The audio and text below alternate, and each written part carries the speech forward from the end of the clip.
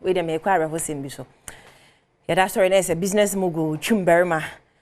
What Rolls Royce no kwan chair kra branting business people bit say kupali mu say de omo nim ne pan nim sania obre ya san the wardroom pempe so Rolls Royce and chair. In fact, Rolls Royce I'm broadcast am making a video. Rolls Royce no 2025 edition, he was the only person in Africa okrebio and it's a car no dia kwahwe. Na no me ya me call comment section no. And go for say any free fear just somebody be free fear. If you for that say yes say over speeding. So be na de be pem no say nsure na toy say airport to e ho na if you for a straight bullet.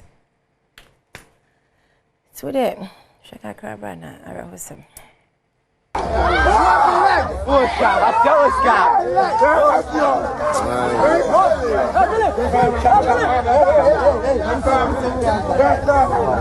Forget it. Umbrella no. Umbrella no.